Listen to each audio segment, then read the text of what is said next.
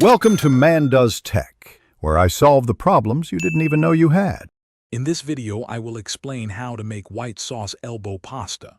First, gather all your ingredients, ensuring you have fresh milk, butter, and flour for the sauce, alongside your favorite elbow pasta.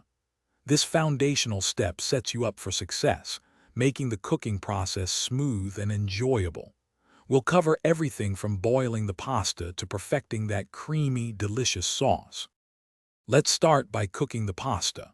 Bring 4 to 6 quarts of salted water to a rolling boil in a large pot. Add 1 pound of elbow macaroni, stirring it actively for the first minute to prevent sticking. Cook the pasta for 7 to 9 minutes until it's al dente, meaning it's firm but tender. Drain the pasta, but remember to reserve a little of that starchy pasta water for later.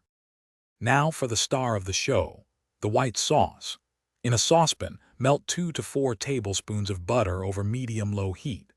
Whisk in an equal amount of all-purpose flour to create a roux, cooking it for 1 to 2 minutes until it smells nutty. Gradually add 1.5 to 2 cups of whole milk, whisking constantly to avoid lumps. Simmer until your sauce reaches a smooth, creamy consistency. With your sauce ready, it's time to bring it all together. Stir the cooked elbow pasta directly into your creamy white sauce. Season generously with salt, black pepper, and a small pinch of nutmeg for a warm, aromatic touch.